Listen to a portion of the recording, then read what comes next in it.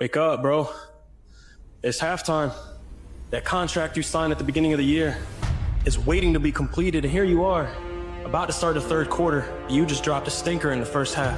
These are the championship rounds, bro. This is where all that shit counts. And either you gonna show up and get that ring, get that trophy, get that dream that you've always wanted, or somebody else sign that same contract is gonna get it before you. You okay with letting that happen? You okay with falling short again? Because I ain't. You told yourself this year was different. Stop talking, bro. Start doing. Halftime's over. It's your turn to win. You didn't fight through all of that just to stay silent. Someone out there needs what you've lived, the lessons you've bled for, the wisdom you've earned the hard way. You're not too broken. You're proof that it's possible. Perfection isn't what reaches people. Honesty does. Someone is waiting, not for the polished version of you, but for the real one. Say it, show it, let them know that they're not alone. You didn't come this far just to keep it to yourself. I think that self-love, we keep talking about loving yourself, believing in yourself.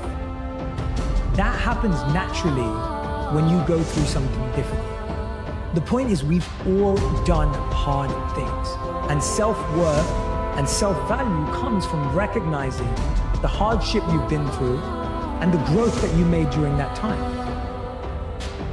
Because when you come from nothing, you appreciate everything. You hustle different, you love different, and you lead different. So today, I want you to do 3 things. Stay humble. Never forget where you came from. Stay hungry. Keep that fire in your soul. And stay true. Always be real with yourself and the world. Because the world don't need no more copies. It need originals. And trust me, ain't nobody else that can do what you do like you do.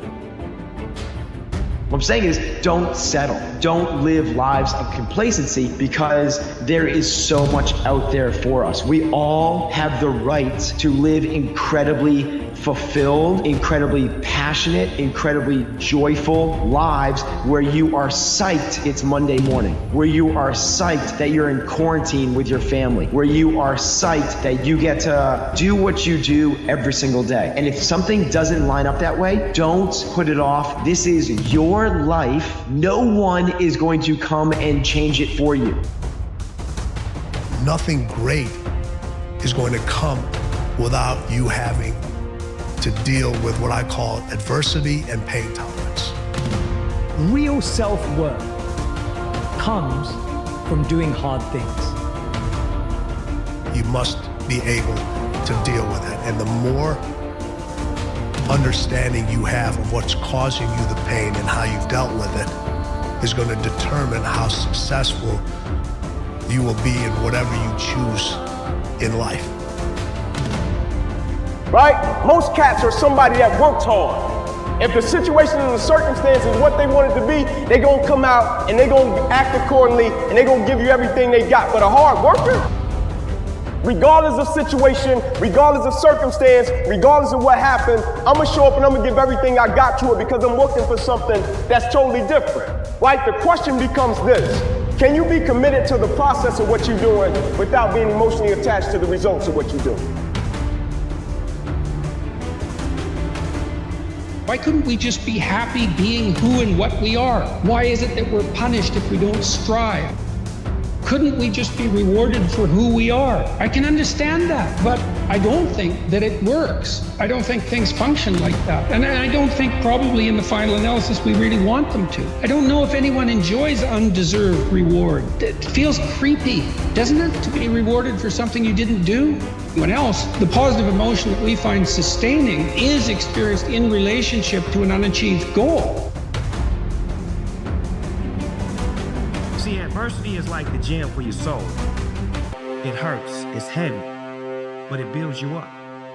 Every time you wanted to quit, every time life tried to break you, you chose to stand tall. That's what makes you great. It's about the grind, the sleepless nights, the sacrifices, the the prayers you whispered when nobody was watching. It's all about those moments when you could have folded but you didn't. You see, the underdog story is the realest story there is. The reality is that most people never do what they really want to do in life because they are afraid of what other people are going to say. You take what they say and you use it. Here's the thing, once something's important to you, it never leaves your mind. If you always dreamt about being a singer-songwriter and you never did it, you will be haunted by that at the age of 70 because it's still right here, stored in the back of your mind. It's something that's meant for you, that's trying to haunt you. You see, your dreams, you either pursue them or they fucking haunt you. I can probably guarantee 99.9% of the times you're gonna say, oh yeah, wish I started doing that sooner, right? You're never gonna regret something you really went after. Because at least you went after it, you know? If you never try, that's the things that people look back on and they say, oh man, nothing I can do now. Right? The time is absolutely gone. There's no turning it back. Things that are robust, that are strong, that are tough, that can take just a lot of abuse before they break, they are still ultimately defined by their breaking point. Something that is anti-fragile, on the other hand, is something that the more you attack it, the more it is pounded on, the stronger it gets. We're tied to something that is truly anti-fragile, that the more somebody comes after it, the more robust it becomes. Being a learner is that answer. Do you remember who you were before the world told you who you should be? Right? Like courage, do you remember who you were before the world told you who you should be? So anytime you gotta be courageous, let's look at it from the standpoint of dreams, goals, and aspirations. You got your dream, your goal, and your aspiration, and then you got reality. And oftentimes reality doesn't reflect the goal, the dream, and the aspiration. And so when you think courage, like being courageous, and following your heart because it somehow knows what you want to do anyway, like it's almost like instinct, right? It's almost like when you feel something that you should do, and for some strange reason, like your mind or your spirit tells you, nah, I don't want to do it, because it takes you outside of your comfort zone and it puts you in a space and place that may be unknown, or it puts you in a space and place of uncharted territory, but you know you should do it, you can feel it, right? And then you go against it. And all it does is make the route a lot longer. That's all it does. The most important thing is the consistency. If you have consistency, you're gonna be good in the future, or you're gonna be better than other ones in the future. I think it's part of the life. It's like that. Who told you the opposite? They are not part of this world. And if you want to achieve successful, it's the only one. So you're never gonna be in a high level so many years. If you are not consistent more than other ones, if you don't do it at something more than other ones, you're never gonna be number one like me. If I was around you for 24 hours, what would your actions say? Would it really say you're serious about growing what you're growing?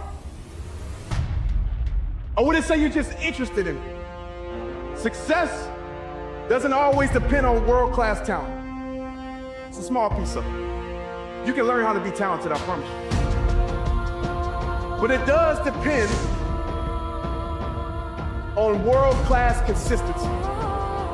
You need to recognize that driven people always feel behind. They're always going to have doubt. They're always going to have chips on their shoulder. That's what makes us great at what we do. It's not the affirmations. It's the dark shit. It's the people that told us we were losers. It's the people that told us we were pieces of shit. And anybody who tells you different, they haven't achieved anything.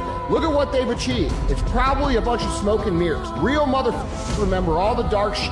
They take the dark shit and they put it into productive action to build the life that they want. Losing is not an option with me. Not being successful is not an option. When you make not being successful, it's not an option for you. That's when your life is going to change.